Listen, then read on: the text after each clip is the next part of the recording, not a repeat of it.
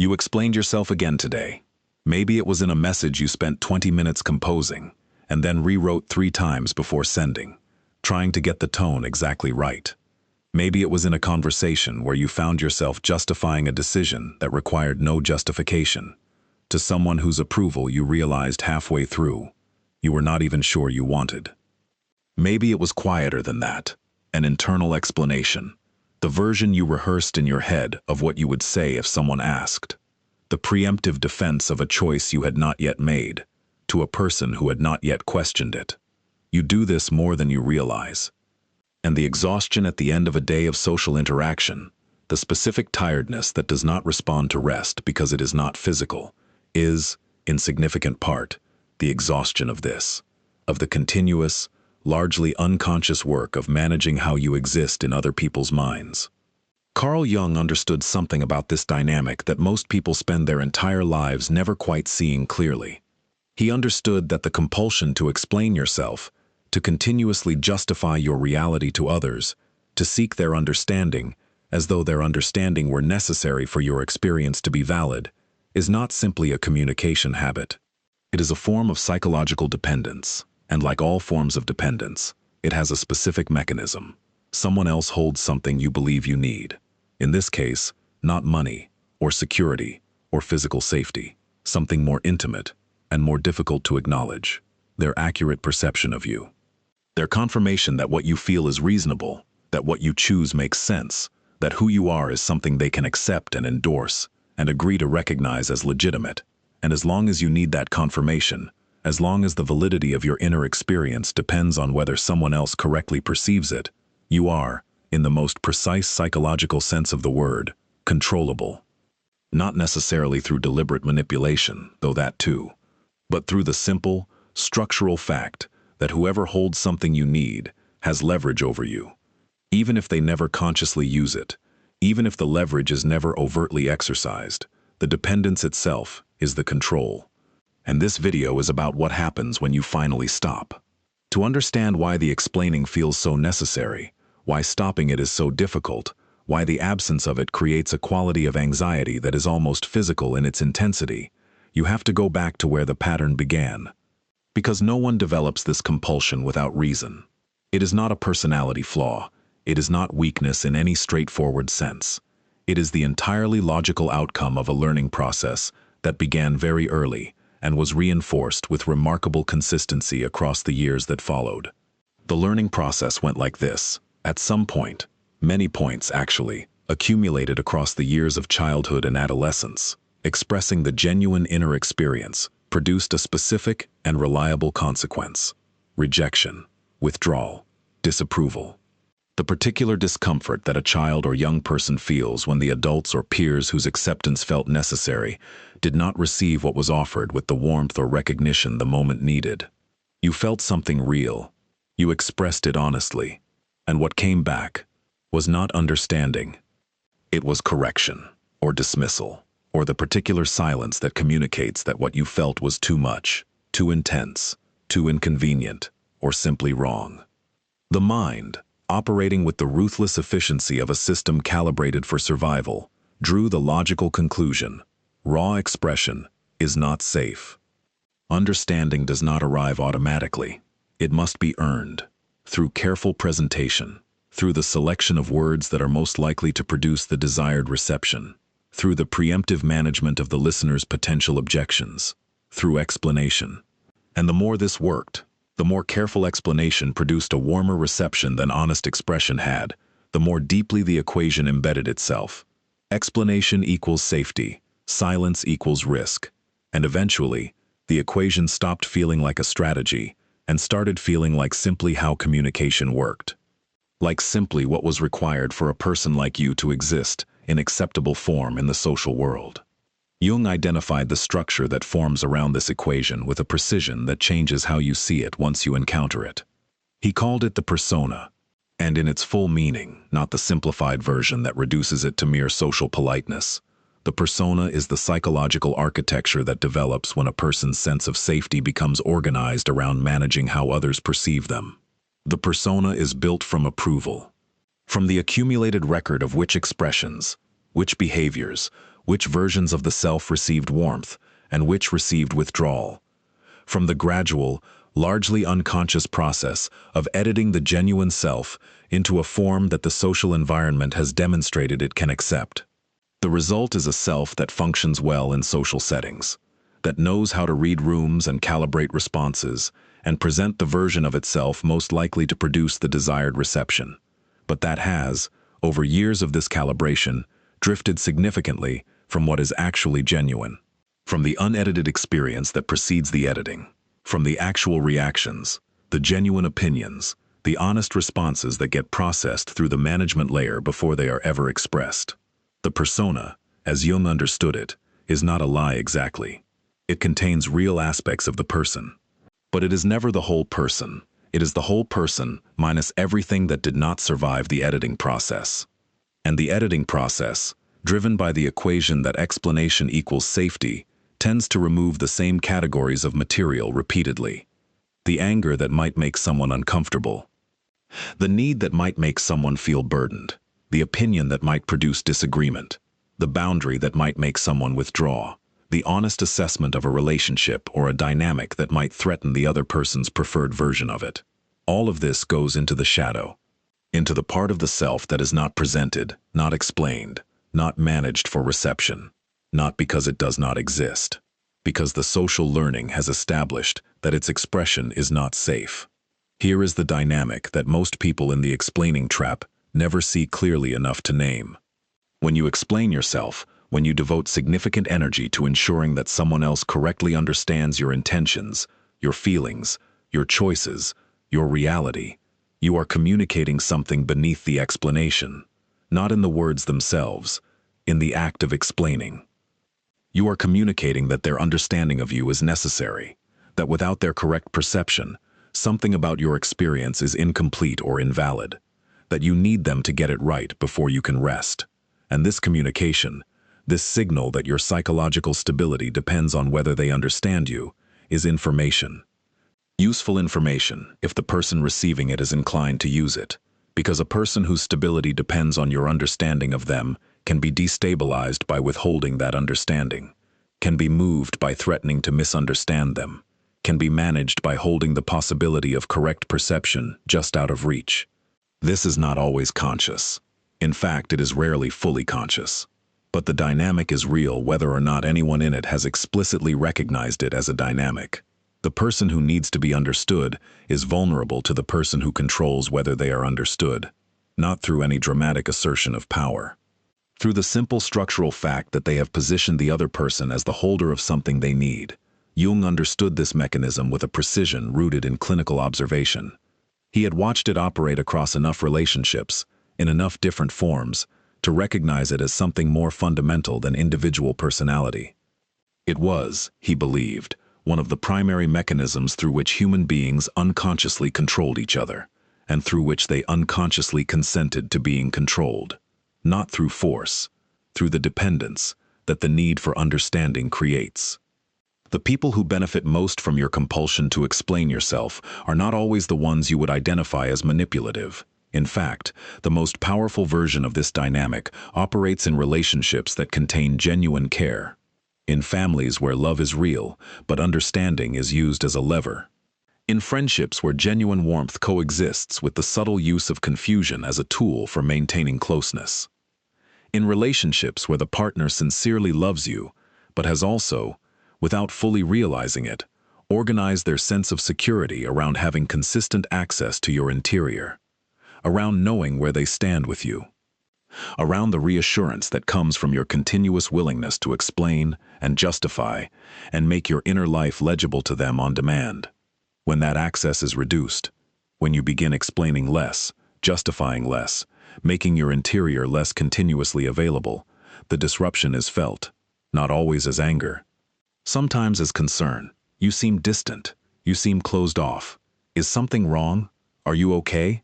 These responses feel like care, and sometimes they are care, but they are also, in the same moment, the dependence making itself visible. The system registering that something it relied on is becoming less available, and generating the response, whether genuine concern or subtle pressure or overt accusation, most likely to restore the previous level of access. Jung was not cynical about this. He had too much genuine understanding of the human psyche to be cynical about its self-protective operations. But he was clear, recognizing the dynamic for what it is, including in relationships that contain genuine affection, is not a betrayal of the relationship. It is the beginning of relating honestly within it, rather than being managed by it while believing the management is simply love. There is a specific form of exhaustion that comes from a life organized around being understood. It is not the tiredness of hard work or the depletion of genuine emotional labor. It is the tiredness of a system that has been continuously running a process that can never actually complete. Because the process has no natural end state, you explain yourself, and the explanation is received, and for a moment, the need feels met. But then something new happens, a new situation, a new potential for misunderstanding, a new moment where the person's perception of you might diverge from what is actually true. And the process begins again. There is no version of this approach to human relationship that produces a stable resting point, because other people's understanding is not stable. It shifts with their moods, their needs, their own psychological states, the particular pressures they are under on any given day. Their understanding of you at 10 in the morning is not identical to their understanding of you at 10 at night, and a person whose sense of psychological security depends on maintaining accurate perception in another person's mind must therefore be continuously monitoring, continuously managing, continuously correcting and clarifying and explaining, with no finish line. Because the finish line, the moment when the other person understands you completely and permanently, and that understanding can finally be relied upon, does not exist. This is the trap, and the only exit from it is not better explanation. It is the recognition that the thing you have been working toward was never achievable, that no amount of explanation will produce the stable, accurate, permanent understanding that the explaining was organized around securing, and that releasing the need for it, genuinely, not as a performance of not caring, but as the actual recognition that your inner experience is valid regardless of whether anyone else correctly perceives it, is the only thing that has ever been within your control. Jung wrote about individuation as the process of becoming psychologically whole, not socially approved, whole. The distinction matters enormously in this context. Social approval is contingent. It depends on the continuous performance of whatever version of yourself the social environment is currently rewarding. It requires the maintenance of the persona, the managed, edited, carefully explained version of yourself that has demonstrated it can be received without producing discomfort or rejection. Wholeness is something different. Wholeness is the condition of a person who has stopped organizing their inner life around the management of external perception. Who has developed enough of a genuine relationship with their own inner experience that its validity does not require confirmation from anyone else? Who can be misunderstood, genuinely, significantly, by people who matter and remain stable, not because they do not care about being understood, but because their sense of who they are no longer depends on any particular person's correct perception of them.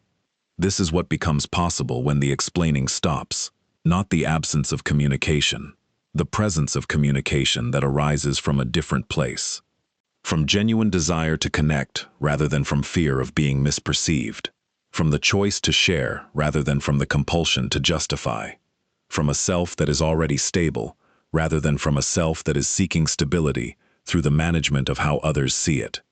And the person who communicates from that place, who speaks from wholeness rather than from the need for approval, is, in the most precise psychological sense, no longer controllable through the withholding of understanding, because they have stopped needing the understanding in the way that made the withholding effective. What actually changes when you stop explaining yourself? Not in the philosophical sense, in the lived, daily, texture of ordinary interaction sense. What is different on the Tuesday morning, when you respond to a mischaracterization with something other than the immediate construction of a corrective explanation? What shifts in the quality of a conversation when you allow someone to hold an inaccurate version of your motivation without rushing to revise it? What becomes available in the relationship when you no longer require it to provide accurate understanding as the condition of your continued participation in it? These are not abstract questions. They are the questions that determine whether what is being described here remains a concept or becomes something that actually changes anything. The first thing that changes is internal, before it is visible to anyone else, before any relationship has shifted in any observable way. Something in the quality of your own experience during social interaction changes. The continuous background process, the monitoring, the assessment, the rapid calculation of how what you just said landed, and whether correction is required, begins to slow. Not all at once, not completely, not without recurring into its old rhythms when the stakes feel high enough, but perceptibly, and in the space that the slowing creates, something becomes available that the process was consuming. Actual attention, not the divided attention of someone simultaneously present in the interaction and managing how the interaction is reflecting back on them. Genuine, undivided attention to what is actually happening, to the person in front of you, to what they are actually saying, rather than to what their reaction to what you said implies about whether the explanation was sufficient. This is not a small change. It is, in fact, the change that makes genuine connection possible for the first time. Because genuine connection requires presence, and presence requires the attention not to be primarily organized around self-management. Jung paid close attention to what he called projection. And in the context of this video, in the specific context of understanding why explanation so rarely produces the understanding it is seeking, his account of projection is perhaps the most practically important thing he ever wrote. Projection, as Jung understood it, is not simply the tendency to attribute your own qualities to other people. It is something more pervasive and more structurally significant than that. It is the mechanism by which all human perception of other people is inevitably filtered through the perceiver's own psychological material, through their unresolved experiences, through the categories and roles and simplified identities their mind has developed for organizing social reality, through the specific emotional needs, fears, and desires that their history has produced and that are now operating, largely below conscious awareness, in every interaction they have. When someone perceives you, they are not perceiving you neutrally. They are perceiving you through all of that, through the lens of every person you remind them of, through the emotional associations carried by the qualities you display, through the role their psyche has assigned you in the ongoing story it is telling about social reality. This means something significant for the project of being understood. It means that no amount of explanation, however careful, however precise, however exhaustively constructed, can fully bypass the lens. Because the lens is not a problem to be solved through better information. It is a structural feature of how human perception operates. The person who needs you to be a particular thing, who has organized their emotional world around you occupying a particular role, will receive your explanation through that need. Your clarity will be interpreted as defensiveness. Your honesty will be received as aggression. Your boundary will be experienced as abandonment, not because they are dishonest or deliberately distorting, because the lens is shaping what they can receive. And the lens changes, not through better explanation from you, but through internal work they do in themselves, which is entirely outside your control. This is the realization that most people resist most fiercely, because it removes the mechanism that the explaining was supposed to provide. If understanding another person is inevitably filtered through their own psychological material, if the lens they are seeing through is not something you can adjust through sufficiently careful presentation, then the project of securing correct understanding through explanation is revealed as something it was never equipped to deliver. Not because you have been doing it wrong, but because the goal itself rests on a misunderstanding of how perception works. The mind finds this threatening, not in a dramatic sense, in the quiet, persistent sense of a deeply embedded assumption being challenged. The assumption that the right words, the correct tone, the sufficiently careful management of how you present your reality will eventually produce the accurate perception you have been working toward. That understanding is achievable if you just get the explanation right. That the gap between how you are perceived and who you actually are can be closed through communication, and the recognition that this is not quite true, that the gap is partly structural, partly a function of the other person's psychology, rather than the quality of your explanation, produces, initially, not liberation. It produces something that feels more like despair. If correct perception cannot be secured through explanation, and if incorrect perception feels unbearable, then what is available? Jung's answer was precise. The work is not to explain more effectively. The work is to become genuinely indifferent to incorrect perception. Not through the performance of not caring, not through the adoption of a posture designed to communicate that you are above the need for understanding, but through the actual, internal development of a sense of self whose validity does not depend on external confirmation. A self that can be misperceived, even significantly, even by people whose perception matters, without that misperception threatening the foundation of who it understands itself to be. This is the psychological work that explaining endlessly was allowing a person to avoid. Because as long as the explaining continues, as long as the project of securing correct perception remains active, the deeper question never has to be asked. Why does correct perception feel so necessary? What does its absence actually threaten? What is the self that is so vulnerable to misperception that it requires continuous management of how it appears in other people's minds? The shadow plays a specific role in this that most people never connect to the explaining pattern. The shadow, the collected material that could not be included in the persona, the aspects of genuine experience that were excluded from the managed presentation, is also the source of the explaining compulsion.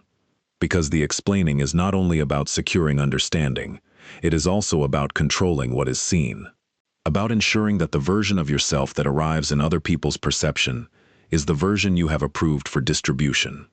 Not the shadow version, not the angry version, or the needy version, or the frightened version, or the version that has qualities that conflict sharply with the image you have constructed and maintained. The careful explanation is, in part, careful management of the shadow, ensuring that what the other person receives is the edited version rather than the genuine one, that the presentation is controlled enough to exclude the material that the social learning has established is not safe to display. And this adds a layer to the exhaustion that the explaining produces, because the explaining is doing two things simultaneously.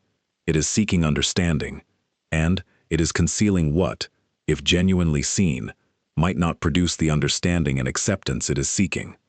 The person who has done genuine shadow work, who has brought the excluded material into conscious awareness and begun the slow process of integrating it into a more complete and honest self-concept, discovers something that changes the explaining dynamic entirely. When you are no longer primarily engaged in concealing the shadow, the urgency of controlling the presentation reduces. Not because the shadow has been eliminated, but because it is no longer something that must be hidden, because it has been acknowledged, examined, understood as a real aspect of who you are, rather than as something that disqualifies you from being worthy of acceptance. And a person who has genuinely acknowledged their own shadow brings something qualitatively different to their social interactions. They bring someone who is not primarily engaged in managing what is visible, which means they can be genuinely present in a way that the explaining person, occupied with presentation management, cannot quite be. There is a specific kind of person who becomes destabilized when you stop explaining yourself, not the secure person, not the person whose sense of their relationship with you is grounded in genuine connection, rather than in the comfortable predictability of the role you have been occupying. The person who becomes destabilized is the one whose comfort in the relationship depended, without either of you fully realizing it, on having consistent access to your interior, on knowing, at all times, where you stand, on the reassurance that comes from your continuous willingness to make yourself legible. When that willingness reduces, when the explanations come less frequently, when the justifications are no longer automatically forthcoming, when silence appears where explanation used to be, this person does not simply experience the change as neutral. They experience it as a withdrawal of something they were relying on, and the response this produces reveals the nature of the dynamic more clearly than almost anything else could. Because the response is not simply confusion, it is pressure, sometimes overt, a direct confrontation about why you have become difficult, closed off, different, sometimes subtle, a slight cooling of warmth, a withdrawal of the particular attention that functions as the relationship's reward for the correct behavior, sometimes disguised as concern. Are you okay? You seem distant. I feel like you are not letting me in. All of these responses have one function: to restore the previous level of access, to return you to the state of continuous explanation that the relationship had been organized around. And recognizing them as such, not with anger, not with the cold contempt that sometimes follows a disillusioning insight, but with the calm clarity of someone who finally understands the structure, is one of the most significant moments available in the process of becoming psychologically sovereign, because it is the moment when you can see, clearly and without distortion, what the relationship was actually organized around, and make a conscious choice about whether that organization is something you want to continue. What does it look like to genuinely stop explaining yourself? Not as a strategic withholding, not as the performance of mystery or the deliberate construction of an unavailable persona designed to produce a particular effect, the genuine version. It looks like responding to a question about your motivation with a shorter answer than the one you would have given before, not because you are hiding, but because the question does not require the extended justification the explaining impulse would have generated. It looks like allowing a mischaracterization to sit uncorrected in a conversation, where correcting it serves your need to be understood correctly, rather than any genuine communicative purpose. It looks like noticing the impulse to explain, the familiar rising of the justification, the assembling of the case, and pausing long enough to ask whether the explanation is being generated from genuine desire to communicate or from the anxiety of being misperceived. And when the answer is anxiety, choosing not to send it. Not because the anxiety is wrong to feel, but because feeding it with explanation has never made it smaller, only temporarily quieter before the next situation that triggers it. The genuine version of not explaining also looks like tolerating the discomfort of the space that follows. The silence where the explanation would have been, the uncertainty about how you have been received, the possibility that the other person has formed a less than accurate impression and may continue holding it, and discovering, through the accumulated experience of surviving that discomfort, that it is survivable. That the feared consequence, the rejection, the withdrawal, the loss of the relationship, does not materialize with the consistency the anxiety predicts. That many relationships can hold a less continuously explained version of you without collapsing. And the ones that cannot hold it, the ones that require continuous explanation as the condition of their functioning, are revealing something about their structure that matters, something that was always true, and that the continuous explaining was preventing from being clearly seen. Jung wrote about the moment he identified as the beginning of genuine individuation. Not the moment of insight, not the intellectual recognition that something needs to change. The moment of action from a different place, the moment when a person does something, small, unremarkable, unlikely to produce any dramatic external result, from the actual self rather than from the persona. When they express something genuine rather than the managed version of something genuine. When they allow themselves to be seen in a way that has not been pre-approved for reception.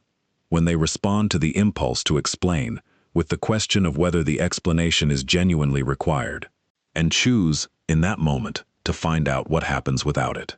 These are not dramatic moments. They do not feel like transformation while they are happening.